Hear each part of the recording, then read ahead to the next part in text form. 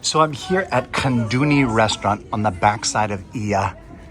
We have long recommended Candouni as one of the best restaurants in Santorini. You have this beautiful courtyard. And I came by to say hi to Spiros, the owner here. And we were having a conversation about the evolution of the restaurant and the tourism in Greece and Santorini. And we had a really deep conversation, and I wanted to check in with Spiros and learn a little bit more about Candouni. We were talking about how obsessed the whole Santorini photographs and selfies and Instagram world is, and how what they're trying to create here is a return to this authentic Greek hospitality.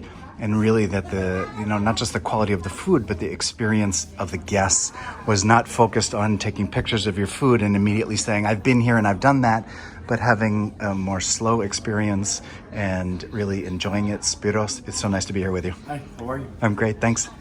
So where are we in Santorini? Tell me a little bit about your restaurant. So this is a family-run restaurant.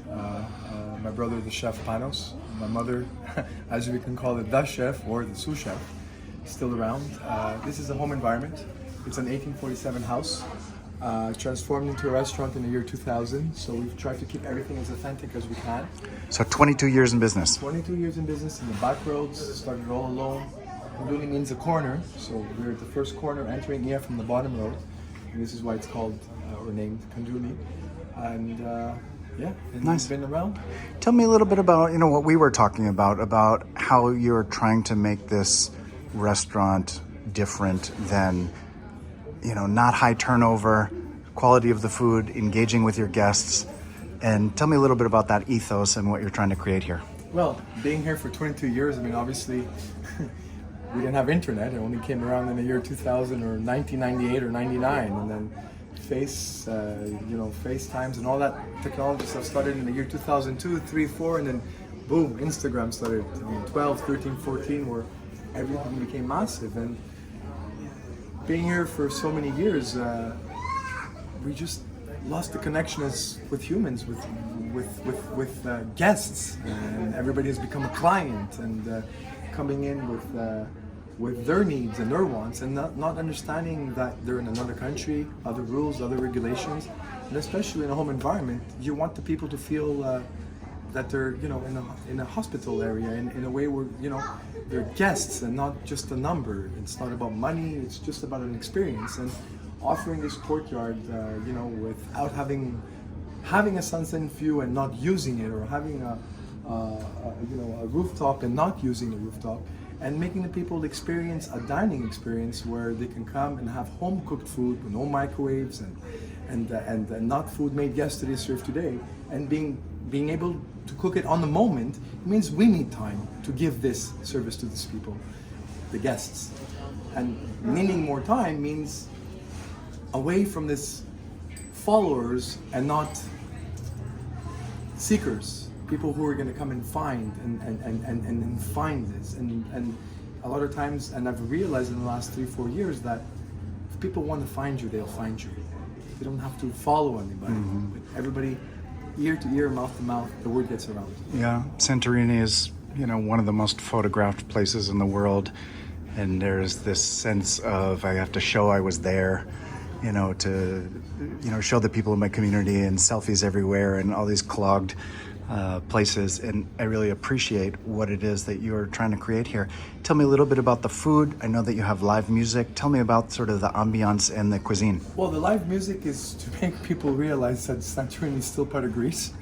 So, coming to Santorini, you want to feel you're Greece, even though everywhere you go, everybody plays, this international type of music. So I am Greek, and we are Greek as a family, and we want to give back to you this live folk music.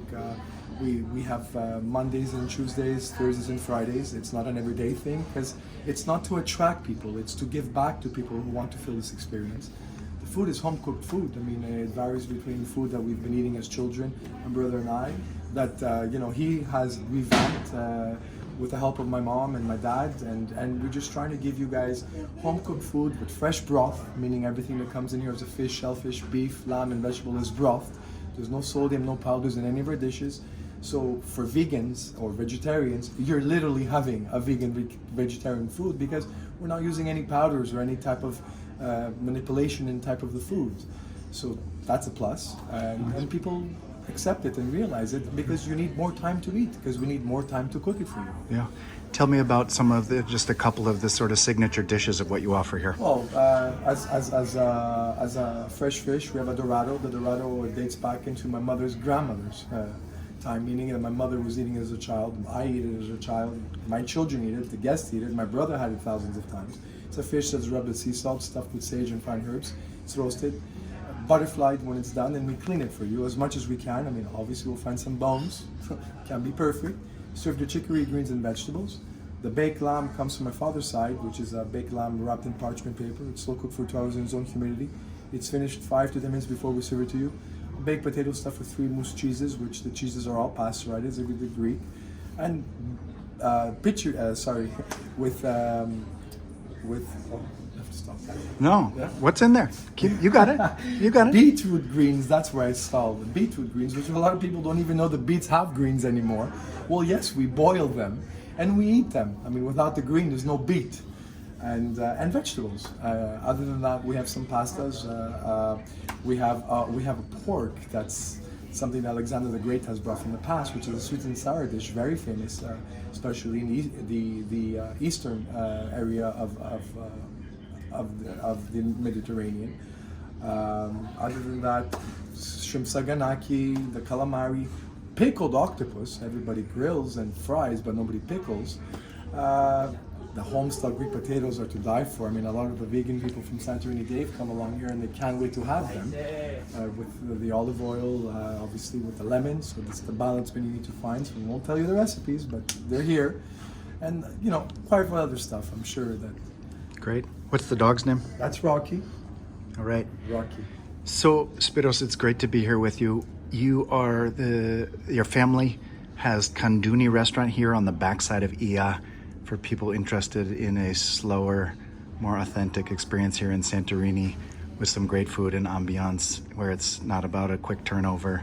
It's not about taking pictures of everything. Feeling at home. Yeah, great. Thank you so much for sharing the restaurant with us. Thank you very much. It's a breath Can't wait to see everyone. It's a breath of fresh air. Thank you. So much of Santorini often is so crowded and incredibly hot, and just the focus on taking pictures of yourself, and it's a breath of fresh air to be here. Thank you. Thank you, very Spiros. much.